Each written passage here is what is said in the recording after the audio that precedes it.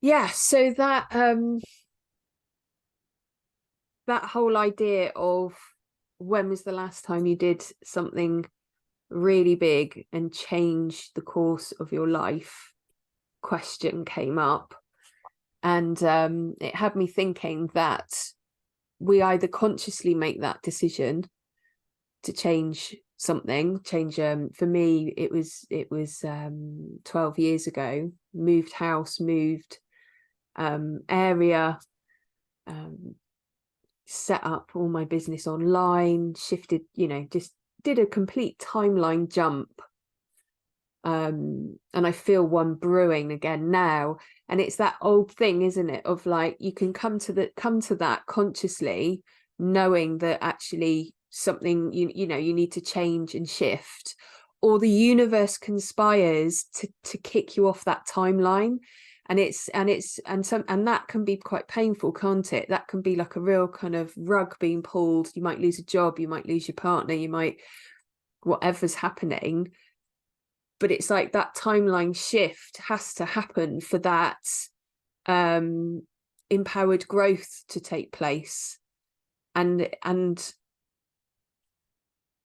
when I look at the times where the universe has conspired to kick me off my timeline, or when I have consciously chosen to move off my timeline, there's been whispers, there's been a lot of things that have been, the signals are there, the signs are there, and it's whether or not you've got the eyes to see and the ears to hear, and whether or not you're ready to hear or see any of those things to put stuff in practice. But when your timeline, when it's like the end of your timeline, not only does the universe conspire to kick you off, the right people, the right opportunities, the right situations will show itself, the stepping stones onto the next timeline.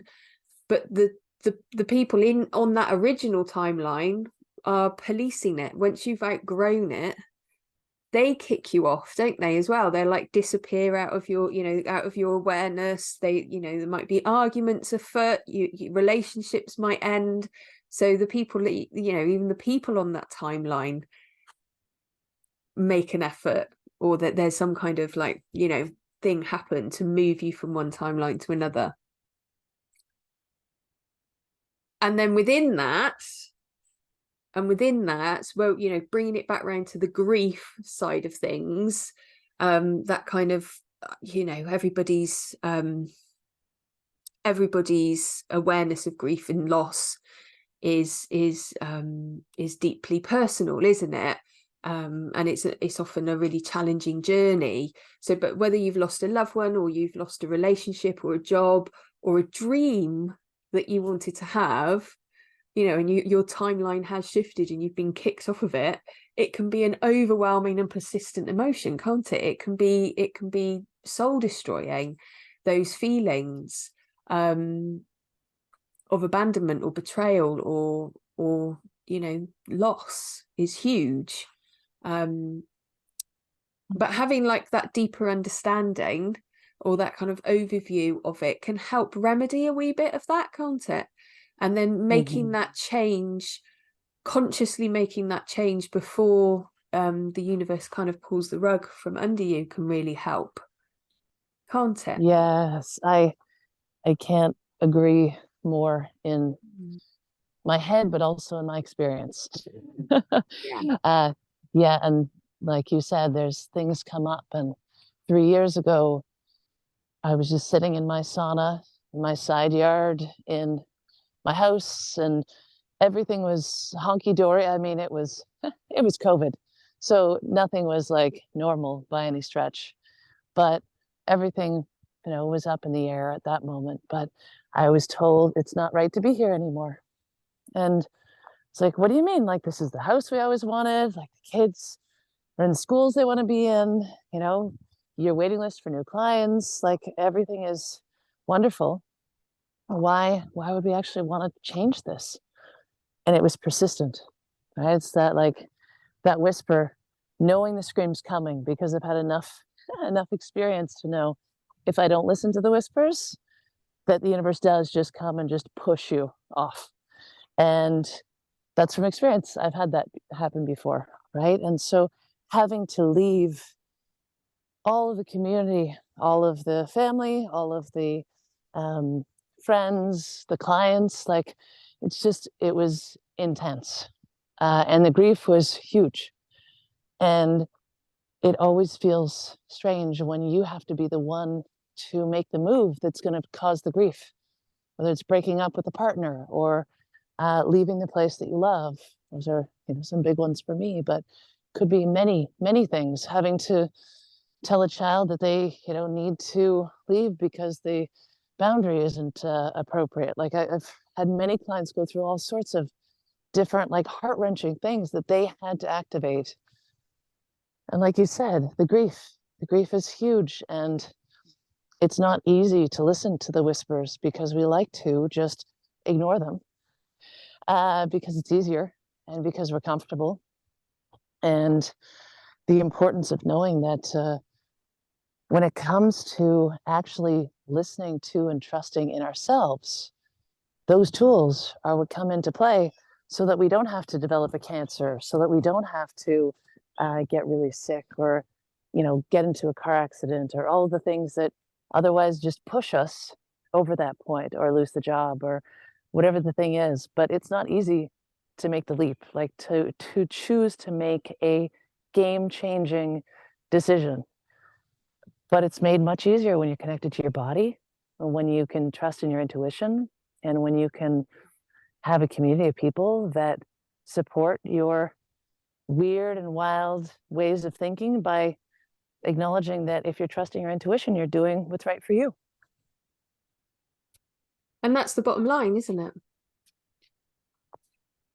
Yeah. When that's in alignment, when we're centered with that and grounded in that place, the universe conspires, doesn't it? The universe is never wrong. It's never wrong. A lot of the time we make decisions by not making a decision, don't we? It's very true. It's very true. You can choose by not doing anything. That's a choice too. Yeah. But know that you're making that choice. Your inaction is the action. Yeah. And right now there's lots going on, isn't there? There's absolutely tons of stuff that's happening. And it's impacting everyone's mental health and emotional well-being. But for me, when I go through it all, it comes back to the same. The mission's still the same. It's living life lightly, in terms of like what myself, it's living life lightly, and in alignment with my true self. But finding that can be really challenging, can't it? I mean, it's not something that in my experience, it's not something that I have and then that's it. It's stuck, it's like, there it is, I've got it. It's fleeting, it's still a project, it's still a process in the making. No one's got the answer to it all. But that's the point, I think, why you and I do our courses, is to hold space for community, to feel safe enough to lean into those places of grief, those places of betrayal, those places of abandonment, those places of shame and blame, and be able to use our toolbox, our extensive toolbox, to help someone navigate that and find compassion, forgiveness and acceptance within, or like we'd like to say, the gold, isn't it? The gold. The gold within, mining the gold within. Mining the gold within. So yeah, anyone can come to our course, really, can't they? Yeah, and I really, knowing that it is a safe space, and in general, all of the work that we've done, people all over the world do, it's the safety aspect that feels the most challenging for people. This is something new, something they've never stepped into. It's support, maybe like they're not used to being supported, even just by sharing, right? And to acknowledge that it's when our body feels safe, when it feels like it can not have to hold up its shields, its boundaries, its guards, that's when things start to come to the forefront because it's safe for them to come to the forefront. And in reality, often, a lot of the people I talk to say that they don't have a lot of people that they can connect with, that they feel safe sharing with, or that they don't feel like what they're feeling is completely weird or not accepted or bad, right? There's a lot of judgment, a lot of polarity in regards to that. And adding on to what you had said earlier, Patricia, it's we like to think that we can get to a place and then go, woohoo, we made it. Now, how do I keep this? How do I hold on to it really tight so that I never have to let go of it? And that's just a part of us that would like to say, oh, okay, I've reached enlightenment, and now I'm going to stay in enlightenment for the rest of my life. Boom. That's not right. Yeah, that's not how it works, you guys. But there, we have to remember that we're on this experience as humans so that we can learn and grow. Like, why did we come here other than to learn and grow?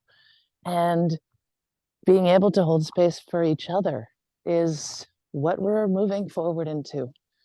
And that's why Trish and I are both called to step into this, because you can feel it. I'm sure if you reach in and take a second and take a breath in your experience, you recognize that you've probably been trying to do this on your own. And we are not made and meant to continue trying to do things on our own. We're here together to support one another and to actually surrender to this experience, to this learning, so that we can evolve together, so that we can raise our consciousness to the next level. And we're not going to do that in silos by ourselves. No. We need our tribe right now, don't we? Feels big. It does feel big. Everything that's happening right now on the planet, we're on the brink of something, aren't we? And we're all so busy, aren't we? We're all so busy. We're all parents or people that in business or sisters, daughters, sons, brother, we're all really, really busy day to day. Parents, we're doing it all alone. And a lot of the time when we're just wandering around with grief in different forms, holding that gently or maybe not so gently, and doing all of those things, not really giving ourselves the opportunity or the permission to sit with it. And unless we do that, it can start bleeding out in all sorts of different life areas, can't it? And it can start sabotaging things that really want. Can I share a story from yesterday? Yeah, please do. Yeah. I was working with a client, and after the session, it was in person. And after the session, she said, "Thank you for holding space for people like you do for me." She said, "I imagine I'm not the only one you do this for, obviously." And she said, "The world needs more of this." She said, "I'm so distracted and my life is so crazy, and I just like push myself to work all the time." And she said, "What I really need is to look after myself, and I just don't make time for it.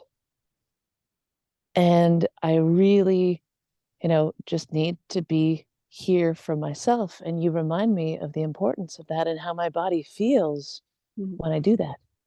So it's kind of like having a workout where you have a workout and you go, "Oh my gosh, my body absolutely loves this. I need to do this more often." Right? And then you either do or you don't, right? But it's always your choice. But knowing that her story is very similar to a lot of people's stories. And that is most important to remember. A lot of us are in that same situation. I'm in that situation in different ways as well. And yeah, we're not doing this alone. We can't do it alone.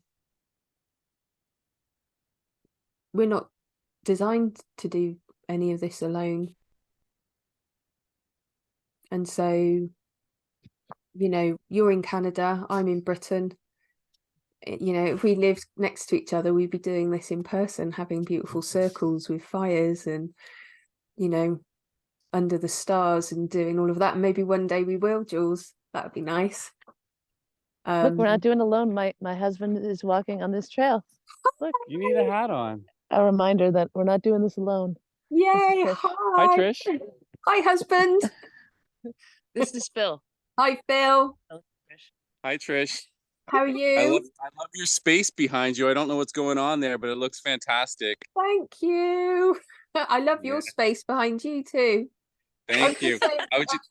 Yeah. What's that? I was just saying one day I'll be over and we'll be having a big fire and we'll be underneath the Amazing. stars and doing all of that jazz. Cool. Well, this is me giving Jules, it's hunting season here, so she needs to be safe up here in the woods. Oh my gosh. Yes. Ah. See ya. Yay. Bye, Phil.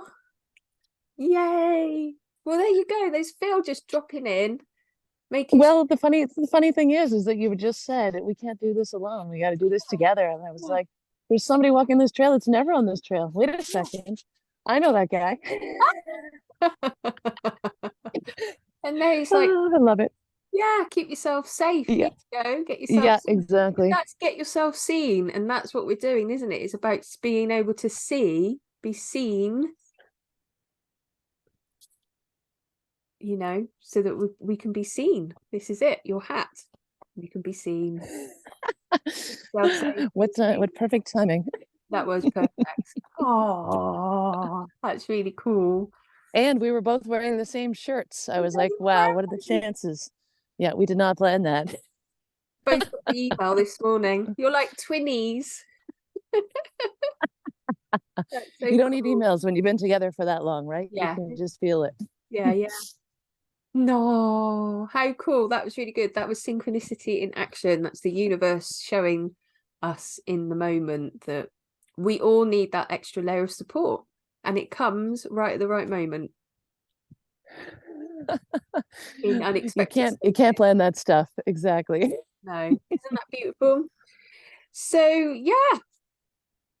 so practice that idea, well, not idea, but that that practicing self-care, setting those boundaries in place, really super important.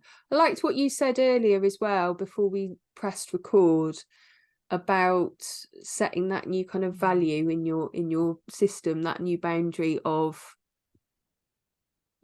people need to put in as well. It's not just you putting in, it has to come from others that are putting into the pot as well. Otherwise you just end up absolutely exhausted, don't you, and spent. Yeah, well, the context of that conversation from earlier, since we hadn't pushed record yet, was that in my past I've worked with people one-on-one, for 1 hour, trade time for money, and it was wonderful. But their investment of energy was not necessarily my investment of energy. And lately I've just been acknowledging that the energy and attention that I give to people has great value, and I can't just give it to everybody or else I will burn myself out. So I need to remember that the people that I want to work with, they have to be equally as invested in doing the work themselves as I am helping them to do that work.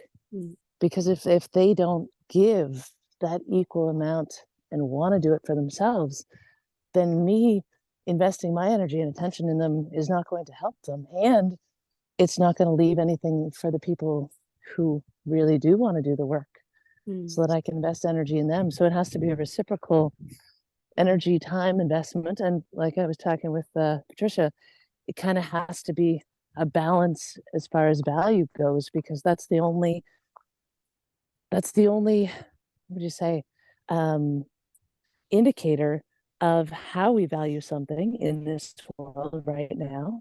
It's via money. It just happens to be the way that we do it. Not that it will be that way forever, I hope. I don't think so.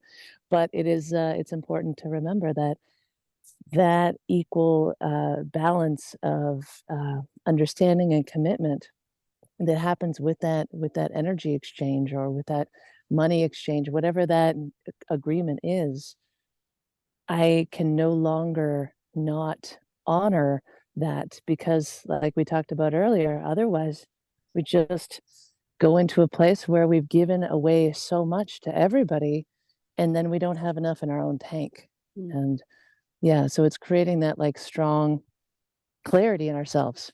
Yeah. I mean, that's great for business, isn't it? Like your business ethos. It's great to have that kind of, you're coming to the table with that awareness. Equally, it's really good to bring that to the table when you're looking at relationships as well, aren't you? Like personal relationships. If you're the giver, if you're constantly putting in to the family or to your partner or to into that situation and you're not getting it back, again, it's about becoming self-aware, isn't it? And wanting, and these are the things that we don't want to look at. So a lot of the time we don't want to believe to be true, which is why we can be in these situations for quite a long period of time before we end up being exhausted and we end up feeling betrayed or brokenhearted or grieving on some level.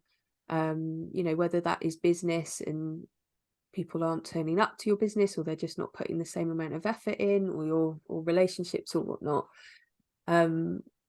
It takes a certain courage, doesn't it? It takes a certain amount of courage to really see your reality, see our reality for what it is, not the one that we have in our mind.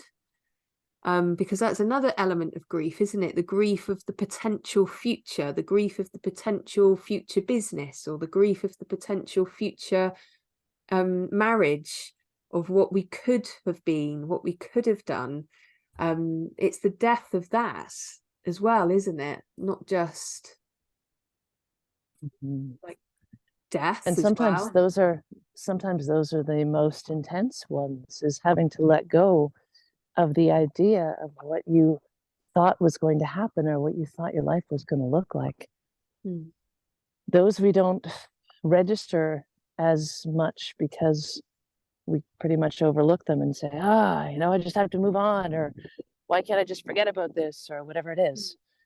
When in reality, like, those are the ones we need to acknowledge the most, because there was an attachment to something that you were excited about. You probably already lived it out many times in your mind. And now having to kind of pull yourself back. And that's why Trish and I created this program, this group program that we've been talking about, or kind of walking around the edges of.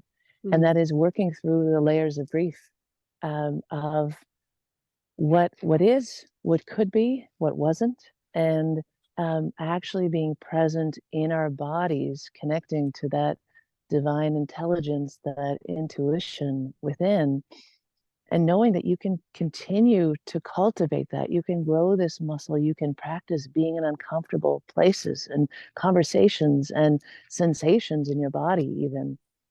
And without the normal way of looking at it, without the judgment and expectation, but actually just holding space for yourself, that builds that trust so that you can move forward in your world, so that you can trust in the decisions you make moving forward, so that you can grieve, but also gain from all of the gifts that grieving has brought forward to mine the gold. This is it, to mine the gold.